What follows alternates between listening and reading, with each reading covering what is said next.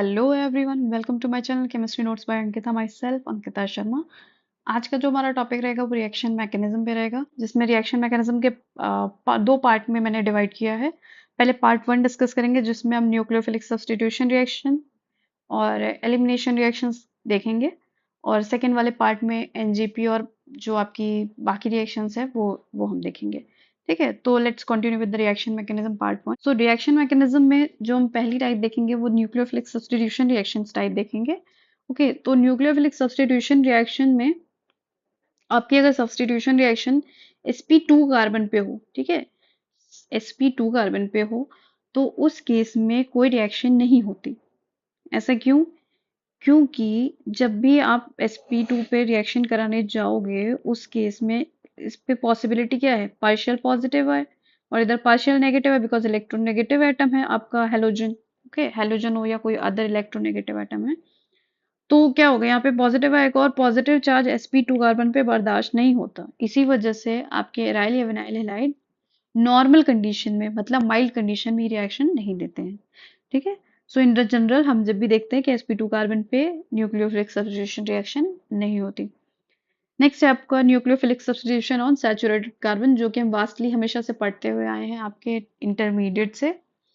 तो दो तरीके की होती है, पहली होती है आपकी SN1 और दूसरी होती है SN2। ये डिसाइड हुआ है basically the difference between the time, कि आपका बॉन्ड ब्रेकिंग और बॉन्ड फॉर्मेशन में कितना टाइम लग रहा है, उसके अकॉर्डिंग ये बोला गया कि SN1 पाथ फॉलो करेगी, अदरवाइज SN2 पाथ फॉलो करेगी। ठीक है, ये तो मतलब डिसोसिएटिव होगी या एसोसिएटिव होगी। तो पहला पॉइंट है आपका सब्स्टिट्यूशन ऑन सैचुरेटेड कार्बन। ठीक है, यहीं से आपको क्लियर हो जाएगा कि SN1 is called as dissociative mechanism. Okay, dissociative के अलावा इसे यूनिमोलिकुलर भी कहते हैं। ऐसा इस वजह से कहते हैं क्योंकि जैसे मान लो आपका कोई भी अल्काइल हैलाइड है, ठीक है, तो अल्काइल हैलाइड के केस में हम ज्यादातर जब भी SN1 का केस आता है तो 3 डिग्री अल्काइल हैलाइड देते हैं, क्योंकि 3 डिग्री के केस में जो आपका लीविंग ग्रुप है वो धीरे धीरे अपने आप ही, कोई आप यहाँ पे कोई भी कंडीशन डालो, जैसे मान लो टेम्परेचर की डाली आपने, मतलब हीटिंग डाली, या कोई सॉल्वेंट ऐड कर दिया, या कोई अदर रिएजेंट कंडीशन दी, तो उसके केस में क्या होता है, धीरे धीरे अपने आप ही आपका हेलोजन क्या होता है, लीव करने लगता है, मतलब कोई भी लिविंग ग्रुप जो होगा वो लीव करने लगेगा, और आपका यहाँ पे जो भी कार्बोकेटाइन है वो स्टेबल बनेगा। ठीक है, तो अब जब नेक्स्ट स्टेप आएगा, तो नेक्स्ट स्टेप में आपका न्यूक्लियोफाइल मीन्स नेगेटिव चार्ज, वो क्या करेगा, आपके कार्बोकेटाइन पे अटैक करेगा। तो जब जब भी आपका कोई भी बॉन्ड ब्रेकिंग हो, ठीक है, इस पॉइंट को आपको ध्यान रखना है कि जब भी बॉन्ड ब्रेकिंग हो या बॉन्ड डिसोसिएशन हो, वो होता है स्लो। ओके, कहीं पे भी कोई भी बॉन्ड टूटेगा वो काफी धीरे धीरे टूटेगा, उस पर कोई इफेक्ट डालोगे, चाहे प्रेशर का डालो, चाहे टेम्परेचर का डालो, या फिर कोई रिएजेंट कंडीशन डालो, तो सारे केस में ही बॉन्ड ब्रेकिंग क्या होगी, स्लो होगी। और केमिकल काइनेटिक्स में हम यही कहते हैं कि जो स्लोवेस्ट स्टेप होता है ना केमिकल काइनेटिक्स में, वही आपका रेट डिटरमाइनिंग स्टेप होता है। ठीक है, slowest step is your rate determining step. तो SN1 मैकेनिज्म में क्योंकि कार्बोकेटाइन बनता है, और कार्बोकेटाइन बन क्यों रहा है, क्योंकि वहां पे वो कार्बोकेटाइन स्टेबल है। अभी हम देखेंगे कि कैसे कार्बोकेटाइन स्टेबल होता है। ओके, तो ये वाला जब X माइनस लीव किया, तो अब न्यूक्लियोफाइल, ठीक है, सेकेंड स्टेप में आएगा, क्योंकि बॉन्ड ब्रेकिंग हो रही, तो पहले पूरा बॉन्ड ब्रेक हो गया, और ये स्टेप कैसी है, स्लो है, तो इसी वजह से rate of reaction will be equal to, जो भी इस रिएक्शन का रेट कांस्टेंट होगा, अगर मान लो K है तो K, और किसके ऊपर डिपेंड करेगा, केवल और केवल कंसंट्रेशन ऑफ योर सबस्ट्रेट। ठीक है, तो Rx पे डिपेंड करेगा, और जैसे ही R प्लस बनेगा, वैसे ही फटाक से क्या करेगा, न्यूक्लियोफाइल रिएक्ट कर जाएगा, क्योंकि कोई भी चीज आपके न्यूट्रल फॉर्म में रहना ज्यादा पसंद करती है, तो जैसे ही कार्बोकेटाइन बनाया वैसे ही न्यूक्लियोफाइल अटैक कर देगा, बिल्कुल टाइम ही नहीं देगा। अब आते हैं SN2 मैकेनिज्म पे। SN2 मैकेनिज्म में क्योंकि RX का बॉन्ड यहाँ पे स्ट्रॉन्ग होता है, क्योंकि जो कार्बोकेटाइन यहाँ पे बन रहा होता है वो स्टेबल नहीं होता है, इसी वजह से X जो है वो जल्दी लीव नहीं करेगा, और अगर X लीव नहीं करेगा और न्यूक्लियोफाइल आप डालोगे, तो रिएक्शन तो शो करनी है किसी न किसी तरीके से, तो वो उस साइड से अटैक करे जिससे एक्स को क्या करे, फेस ना करना पड़े, तो वो बैक साइड से अटैक करता है। ठीक है, तो इस केस में जितना ही बॉन्ड एक्स से धीरे धीरे वीक होता जाता है, उतना ही न्यूक्लियोफाइल से स्ट्रॉन्ग होता जाता है। तो 50% bond breaking and 50% bond formation. और इस तरीके से धीरे धीरे आपका एक्स क्या कर जाएगा, लीव कर जाएगा। तो इस केस में हमने देखा कि एक्स तभी लीव कर पा रहा है जब उस पे न्यूक्लियोफाइल आके अटैक कर रहा है। इसी वजह से जो रेट ऑफ रिएक्शन है वो हम क्या बोल सकते हैं कि वो आपके न्यूक्लियोफाइल पे भी डिपेंड करेगी और साथ ही साथ सबस्ट्रेट पे भी डिपेंड करेगी। इसी वजह से SN2 के केस में हम कहते हैं वो बाइमोलिकुलर है, क्योंकि दो आपके कंपोनेंट पे डिपेंड कर रही है, जबकि SN1 केवल अकेला आपके सबस्ट्रेट पे डिपेंड कर रही है, दैट मीन्स रिएक्टेंट पे डिपेंड कर रही है। और डिसोसिएटिव आपने देखा, क्योंकि यहाँ पे डिसोसिएट करके कुछ ना कुछ फॉर्म हो रहा है, कार्बोकेटाइन फॉर्म हो रहा है, इसी वजह से इसको डिसोसिएटिव मैकेनिज्म कहते हैं। और यहाँ पे न्यूक्लियोफाइल क्या हो रहा है, डायरेक्टली आपके सबस्ट्रेट से अटैच हो रहा है, इसी वजह से ये एसोसिएटिव मैकेनिज्म है। ओके, जो भी यहाँ से पॉइंट डिड्यूस किया जा रहा है वो फर्स्ट स्टेप से किया जा रहा है कि फर्स्ट स्टेप में डिसोसिएशन हो रहा है, इसी वजह से इसे डिसोसिएटिव कह रहे हैं, और यहाँ पे फर्स्ट स्टेप में ही एसोसिएशन हो रहा है, इसी वजह से SN2 को एसोसिएटिव कह रहे हैं। नेक्स्ट मूव करते हैं orbital interaction and intermediate geometry. SN1 के केस में जो कार्बोकेटायन है has a planar geometry with sp2 hybridization and an empty unhybridized p orbital. The nucleophile can attack equally from either side. ठीक है, पहले आपके हाइब्रिडाइजेशन वहां पे कार्बन पे क्या था, जब कार्बन हेलोजन से अटैच था, ओके, यहाँ पे आर आर कर लो, तो उस केस में हाइब्रिडाइजेशन sp3 था। अगर ये भी अपने बॉन्ड को लेके चला जाएगा x और इसके भी इलेक्ट्रॉन को लेके चला जाएगा, ठीक है, तो यहाँ पे क्या आ जाएगा, कार्बन पे पॉजिटिव चार्ज, और जब कार्बन पे पॉजिटिव चार्ज आ गया तो 1 2 3 हाइब्रिडाइजेशन क्या रहा, sp2, ठीक है, नॉट sp3, sp2। और क्या बचा रह गया, एक कार्बन का अनहाइब्रिडाइज्ड ऑर्बिटल बचा रह गया ना, तो उसी की बात की जा रही है कि एम्प्टी अनहाइब्रिडाइज्ड p ऑर्बिटल बचा रहेगा। ओके, फिर जो न्यूक्लियोफाइल है can attack equally from either side. Now SN2 back side से अटैक करेगा, क्योंकि वहां पे आपके पॉसिबिलिटी नहीं है, क्योंकि कार्बोकेटाइन स्टेबल नहीं है SN2 के केस में। इसी वजह से न्यूक्लियोफाइल को साइड से अटैक करना पड़ेगा, जहां पे आपका हेलोजन को उसको फेस ना करना पड़े। ओके, तो वो कहाँ पे इलेक्ट्रॉन डालेगा, जैसे अगर आपका ये CX सिग्मा बॉन्ड है तो इसके सिग्मा स्टार में डालेगा, तो सिग्मा स्टार कहाँ होगा, इसके जस्ट पीछे। CX का सिग्मा स्टार कहाँ होगा, उसके पीछे। तो सिग्मा स्टार में जब डालेगा तभी तो ये वाला बॉन्ड ब्रेक होगा, ठीक है। तो क्या करता है, जो न्यूक्लियोफाइल है attacks the anti bonding sigma star CX orbital at 180 degree relative to the leaving group to minimise electrostatic repulsion. और इस तरीके से जो आपका ट्रांजिशन स्टेट बनेगा, ठीक है, जो आपने ये स्टेज देखा था जिसमें कैसे ज्योमेट्री TBP आती है SN2 के केस में,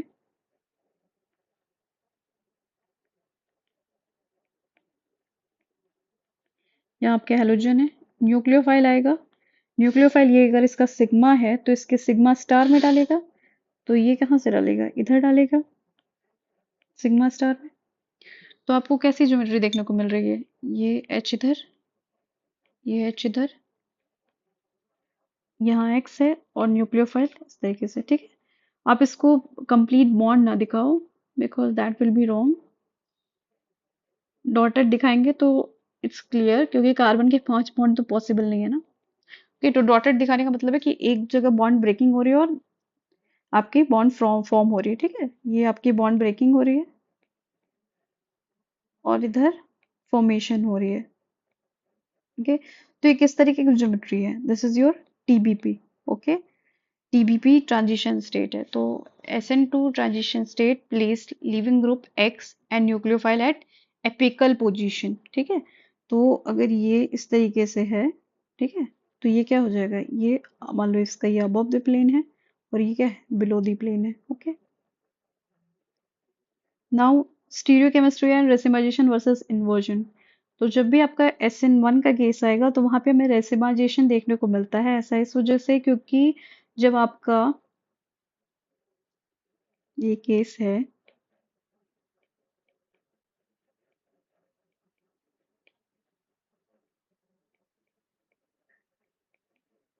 तो कार्बोकेटायन है, ठीक है। अगर आप इसको चाहो तो ऐसे डॉटेड और वेज फॉर्म में दिखा सकते हो। ओके, तो यहाँ पे पॉसिबिलिटी क्या है, क्योंकि ये स्ट्रक्चर जो है वो आपका प्लेनर है, sp2 है, ठीक है, इस तरीके से है। अनहाइब्रिडाइज्ड ऑर्बिटल है ऊपर और नीचे, ठीक है, अनहाइब्रिडाइज्ड पी ऑर्बिटल। तो यहाँ पे दोनों साइड से पॉसिबिलिटी है कि या तो वो अबव फेस से अटैक करे न्यूक्लियोफाइल, या तो बिलो फेस से अटैक करे। तो दोनों पॉसिबिलिटी है। अगर मान लो आपका एक्स लीविंग ग्रुप जो था वो अबव फेस पे लगा था और बॉटम साइड से अटैक कर रहा है, तो उस केस में हम क्या बोलेंगे, इन्वर्जन हुआ। और अगर सेम फेज से आ जाए जहाँ पे एक्स लगा था, उसी फेज में मतलब उसी वाले साइड से एक्स के लीव करने के बाद न्यूक्लियोफाइल अटैच हो जाए, तो हम कहेंगे कि वहां पे रिटेंशन हुआ, ठीक है। और इन जनरल जो इन्वर्जन होता है ना, वो आपके SN1 के केस में भी, जैसे मान लो 51% इन्वर्जन प्रोडक्ट बनेगा और 49% रिटेंशन वाला प्रोडक्ट बनेगा। बट हम एक ओवरऑल वे में कह देते हैं कि वहां पे कंप्लीट रेसिमाइजेशन हो गया, बट थोड़ा सा इन्वर्टेड वाला ही प्रोडक्ट डोमिनेट करता है। और ये कितना ज्यादा, अगर आपका rate of racemisation is directly proportional to stability of carbocation, मतलब जितना ज्यादा आपका कार्बोकेटाइन स्टेबल होगा वहां पे रेसिमाइजेशन उतना पॉसिबल होगा। दैट मीन्स जब आपका कार्बोकेटाइन स्टेबल है तभी SN1 पॉसिबल है, और SN1 पॉसिबल है तभी आपका रेसिमाइज प्रोडक्ट बनेगा, in simple way. SN2 reaction stereospecific reaction resulting in 100% inversion। 100% inversion इस वजह से होता है क्योंकि अगर आप देखो यहाँ इस केस में कि आपके X जो है जब यहाँ से भी लीव कर रहे हैं, उसके अपोजिट साइड से आपके न्यूक्लियोफाइल आ रहे हैं, ठीक है। और जब भी अपोजिट साइड से आएगा तो हम बोलेंगे इन्वर्ट हो गई, केमिस्ट्री क्या हो गई आपकी, वो स्टीरियो केमिस्ट्री जो हो गई वो इन्वर्ट हो गई, बदल गई, चेंज हो गई। इसी वजह से वहां पे इन्वर्जन क्या हुआ है, 100%। 100% इन्वर्जन देखने को मिलता है इन the case of SN2। Now energy profile diagram देख लेते हैं। एनर्जी प्रोफाइल डायग्राम में जब आपके SN1 का केस हो तो हम देखें कि कार्बोकेटाइन बनता है, और जितना भी आपका कार्बोकेटाइन बनता है ना, उससे जस्ट एक ऐड कर दोगे तो वही आपका ट्रांजिशन स्टेट होता है, ठीक है। जितना भी आपका इंटरमीडिएट बनेगा उसमें +1 कर दोगे तो वही आपके ट्रांजिशन स्टेट का नंबर आएगा। अब जब हम यहाँ पे SN1 के केस में आपका डायग्राम बनाते हैं, अगर ये वाला आपको ध्यान हो तो ये वाले डायग्राम को मैंने एरोमेटिसिटी वाले पॉइंट में भी डिस्कस किया है कि कैसे हम बेसिकली ये एनर्जी प्रोफाइल डायग्राम बनाते हैं। ओके, तो आपका जो भी रिएक्टेंट है, ठीक है, उसको R से रिप्रेजेंट कर दिया और प्रोडक्ट को P से रिप्रेजेंट कर दिया, जिसमें आपका रिएक्टेंट यहाँ पे अल्काइल हैलाइड है। SN1 रिएक्शन के लिए हम ये प्रोफाइल डायग्राम देख रहे हैं। तो पहले क्या हुआ, पहले तो धीरे धीरे RX का बॉन्ड ब्रेक हुआ, ठीक है। तो जो ब्रेक हुआ उस वाले की स्टेट मतलब वो ट्रांजिशन स्टेट, ट्रांजिशन मतलब चेंज, स्टेट मतलब जो भी वो उसकी स्टेट थी या बेसिकली अवस्था क्या थी, ठीक है। तो पहली अवस्था, तो पहली अवस्था मतलब जब उसका धीरे धीरे धीरे धीरे RX का बॉन्ड ब्रेक हुआ। ब्रेक होने के बाद कंप्लीट जब ब्रेक हो गया तो हमें पता है कि कार्बोकेटाइन स्टेबल बनना चाहिए। तो कार्बोकेटाइन स्टेबल हुआ तो उसकी एनर्जी क्या होगी, घटेगी ना पहले से, ठीक है। तो एनर्जी क्या हुई, घट गई। फिर न्यूक्लियोफाइल क्या करेगा, अब धीरे धीरे इस पे अटैक करे, मतलब इस पे क्या होगा, इससे अटैच होगा। और ये रिएक्शन कैसी है, ये रिएक्शन फास्ट है। तो कुछ एनर्जी क्या करेगी, जब न्यूक्लियोफाइल से अटैच होगा धीरे धीरे करके, तो फिर से क्या होगी, एनर्जी थोड़ी बढ़ेगी और फाइनली क्या हो जाएगी, क्योंकि ये रिएक्शन फास्ट है तो जल्दी से डिक्रीज हो जाएगी ये एनर्जी, और फाइनल हमारा न्यूक्लियोफाइल से आपका कार्बोकेटाइन अटैच हो जाएगा। तो इस तरीके से हमें दो ट्रांजिशन स्टेट देखने को मिल रही है। अगर आप देखो तो यहाँ पे ट्रांजिशन स्टेट फर्स्ट की जो एनर्जी है वो ज्यादा है ट्रांजिशन स्टेट सेकंड के कंपैरिजन में। ऐसा इस वजह से क्योंकि बॉन्ड ब्रेकिंग जो है वो स्लो स्टेप है, और स्लो स्टेप है इसकी वजह से क्या है, ज्यादा एनर्जी चाहिए। जब ज्यादा एनर्जी दोगे तभी तो ये बॉन्ड ब्रेक होगा। तो इसी वजह से क्या है, ये एनर्जी इंक्रीज कर रही है, ठीक है। और जब ये बॉन्ड पूरी तरीके से टूट गया तब जाके एनर्जी क्या हुई, डिक्रीज हुई। फिर से जब न्यूक्लियोफाइल अटैक किया तो एनर्जी थोड़ी सी बढ़ी और फाइनल आपका प्रोडक्ट फॉर्म की। तो आपको पॉइंट समझ में आया होगा कि ट्रांजिशन स्टेट 1 की एनर्जी क्यों ज्यादा है as compare to transition state 2। Okay, तो यहाँ से पॉइंट भी देख सकते हो। So 2 energy peak corresponding to transition state 1 and transition state with an intermediate carbocation energy well in between, and energy of your first मतलब activation energy for the first one and energy activation energy for the second one, making carbocation formation the slow rate determining step। means जो आपका जो activation energy है in the case of transition state first is more because to form your carbocation, ठीक है। now For the SN2 profile,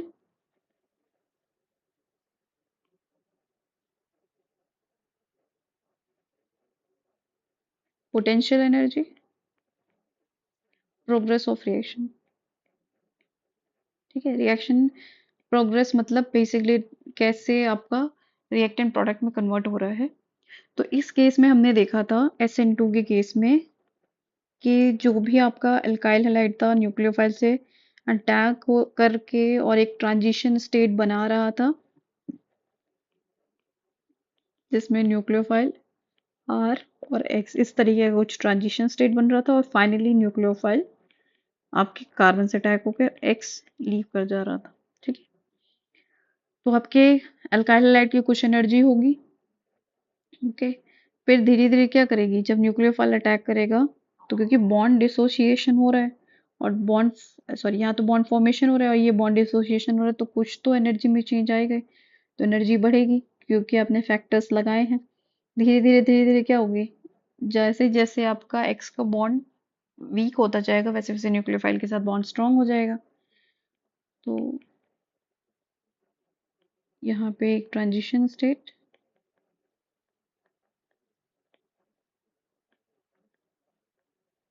यहाँ nucleophile. Okay, आप देख रहे हो कि दोनों ही केस में जो रिएक्शन है एक्सोथर्मिक दिख रही है। ठीक है, एक्सोथर्मिक दिख रही है। एक्सोथर्मिक क्यों? क्योंकि आपके रिएक्टेंट की एनर्जी जो है वो कम सॉरी ज़्यादा है as compare to your product. ठीक है, तो इसी वजह से जो आपके हम कह सकते हैं कि सब्स्टिट्यूशन रिएक्शन है that are exothermic in nature. Okay, तो SN2 के केस में सिर्फ और सिर्फ एक ट्रांजिशन स्टेट बनता है, कोई कार्बोकटाइन नहीं होता है। ठीक है, और इस तरीके से आपकी रिएक्शन प्रोग्रेस करती है। तो ये हो गया आपका energy profile diagram for the SN2। Next है इफेक्ट ऑफ सबस्ट्रेट स्ट्रक्चर। तो जब इलेक्ट्रॉनिक इफेक्ट होता है SN1 के केस में, जितना ज्यादा इलेक्ट्रॉन डोनेटिंग ग्रुप होगा, ठीक है, जितना ज्यादा इलेक्ट्रॉन डोनेटिंग ग्रुप होगा तो उतना ही ज्यादा आपका स्टेबिलिटी होगी उस कार्बोकेटाइन की। ठीक है, तो मैंने आपको ये पॉइंट बताया है आपके GOC में भी कि जब भी आपके कार्बोकेटाइन पे या तो प्लस आई ग्रुप लगा हो या फिर प्लस आर ग्रुप लगा हो, ठीक है, प्लस आर, तो ये दोनों ही क्या करते हैं, इलेक्ट्रॉन डेंसिटी कार्बन के ऊपर रिलीज कर रहे होते हैं। ठीक है, क्योंकि कार्बन पॉजिटिव है मतलब इलेक्ट्रॉन डेफिशिएंट है, तो जो इसके इलेक्ट्रॉन की कमी को पूरा करे हमें तो वही चाहिए ना। So electron donative group stabilise carbocation intermediate via hyperconjugation and plus I effect. तो इस वजह से जो आपके स्टेबिलिटी का ऑर्डर होता है वो 3 degree, then 2 degree, then 1 degree and then methyl one. Electronic effect on SN2 governed by LUMO energy level sigma star Cx. Lower LUMO energy increase electrophilicity, increase in SN2 reactivity। तो इस तरीके से हम यहाँ पे ये कह सकते हैं सिंपली कि जो जब भी आपके जो सिग्मा सिग्मा स्टार CX है, ठीक है, उसके जितनी ज्यादा लूमो की एनर्जी लोअर होगी, लोअर, वो उतनी ही जल्दी रिएक्शन करेगा। ठीक है, वो उतनी ही जल्दी रिएक्शन करेगा। मतलब अगर सिग्मा स्टार CI है तो वो क्या करेगा, जल्दी रिएक्शन करेगा। और एक और पॉइंट ये है कि जैसे जैसे आपका number of electron withdrawing group, जैसे आपके SN1 के केस में इलेक्ट्रॉन डोनेटिंग ग्रुप होने चाहिए, अगर इलेक्ट्रॉन विड्रॉइंग ग्रुप अटैच हो जाए कार्बन पे तो वो उस कार्बन की इलेक्ट्रोफिलिसिटी को बढ़ा देते हैं, क्योंकि क्या करेगा, कार्बन को और ज्यादा इलेक्ट्रॉन डेफिशिएंट करेगा, और ज्यादा इलेक्ट्रॉन डेफिशिएंट करेगा तो उतना ही जल्दी से जल्दी क्या करेगा, न्यूक्लियोफाइल आके अटैक करना चाहेगा। ठीक है, इलेक्ट्रॉन विड्रॉइंग ग्रुप अटैच कर दो आपको, तो ये उतनी ही जल्दी उतनी ही फास्ट रिएक्शन करेगा। तो हम कह सकते हैं कि इलेक्ट्रॉन विड्रॉइंग ग्रुप तो आपके SN2 रिएक्टिविटी को बढ़ाएगा और electron donating group SN1 reactivity को बढ़ाएगा। Now next, steric crowding. Steric crowding in the case of SN1 जितनी ज्यादा होगी उतना ही फास्टर रिएक्शन देगा, और SN2 के केस में जस्ट इसका अपोजिट, स्टेरिक क्राउडिंग नहीं होनी चाहिए। ओके, सो यही पॉइंट मैं यहाँ पे मेंशन किया हुआ कि ब्रांचिंग एट द अल्फा और beta carbon creates high steric hindrance, drastically reducing the rate of SN2 reaction due to increase transition state energy. And the case of SN1 back strain या B strain, relief of steric crowding upon ionization accelerates SN1 reaction in highly hindered substrate। कि जितना ज्यादा back strain होगा उतना ही ज्यादा आपका SN1 reaction fast होगी। ठीक है, तो बैक स्ट्रेन डायरेक्टली ये रिप्रेजेंट करती है साइज ऑफ द ग्रुप। जितना ज्यादा ग्रुप का साइज होगा, मतलब जो कार्बोकेटाइन से अटैच्ड ग्रुप है उसका साइज जितना बड़ा होगा उतना ही ज्यादा बैक स्ट्रेन आएगा, और बैक स्ट्रेन जितना ज्यादा आएगा उतना ही ज्यादा रिएक्शन फास्ट होगी। सो इन दोनों के केस में जहां मैंने एग्जांपल लिया हुआ है, आपको बताना है कि which one will give more faster reaction. तो अगर यहाँ पे देखो कार्बन से तीन तीन मिथाइल ग्रुप अटैच है। ओके, यहाँ से सिर्फ एक मिथाइल ग्रुप अटैच है, मतलब इस पे बस हाइड्रोजन लगे हुए हैं, और हाइड्रोजन में यहाँ इसके केस में तो मिथाइल लगे हुए हैं। ठीक है, so there is a difference. तो यहाँ पे क्या है, बैक स्ट्रेन क्या आएगा, ज्यादा आएगा, इसी वजह से आपका ये कंपाउंड जो है वो ज्यादा फास्टर रिएक्शन देगा इन the case of SN1। Okay, next है इफेक्ट ऑफ लीविंग ग्रुप। दोनों के ही केस में अच्छा लीविंग ग्रुप हो तो वो फेवर करता है, मतलब दोनों के केस में SN1 में भी SN2 में भी अगर लीविंग ग्रुप अच्छा है तो रिएक्शन फास्ट होगी। बट बट SN1 के केस में ये ज्यादा रिक्वायर्ड होता है, क्योंकि अगर जितना अच्छा लिविंग ग्रुप होगा वो खुद से ही जल्दी से निकल जाएगा।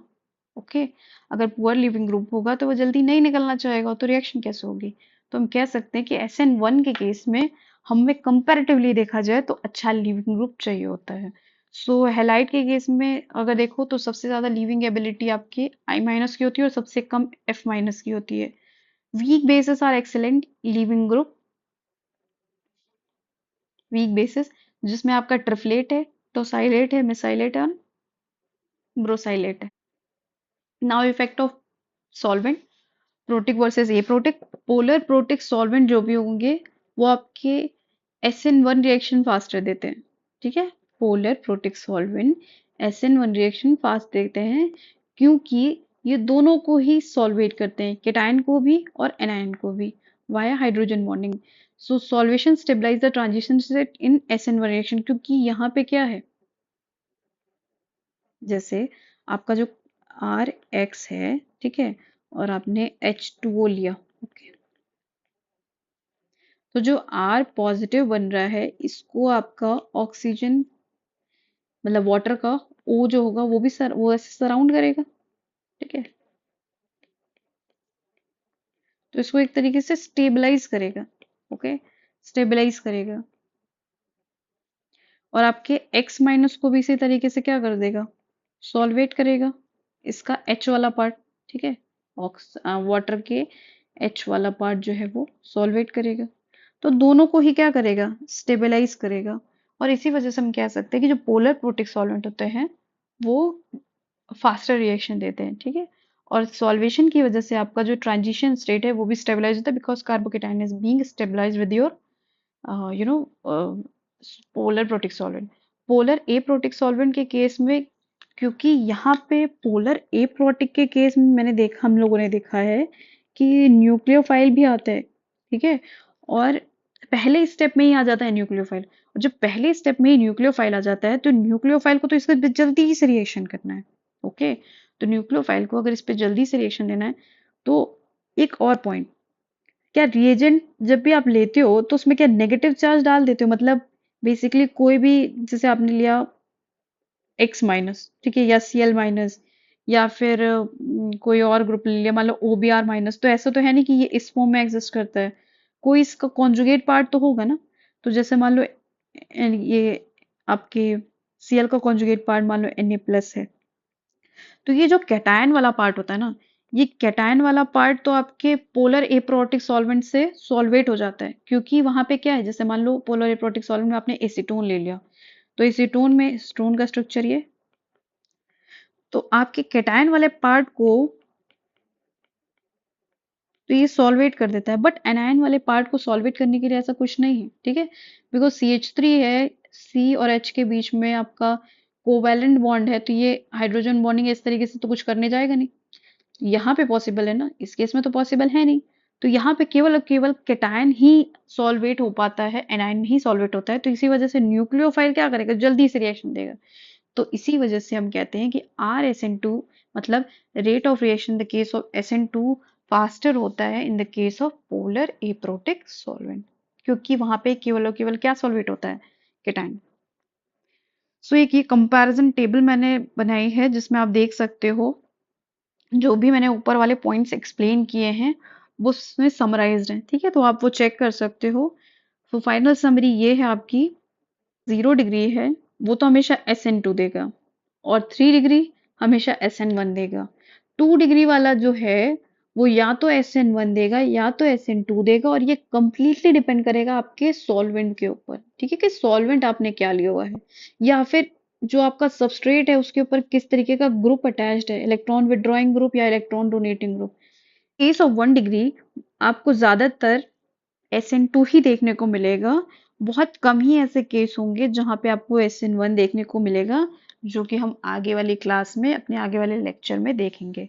सो या that's all for today. I hope आपके लिए लेक्चर यूजफुल रहा हो, एक क्विक रिवीजन मिला हो।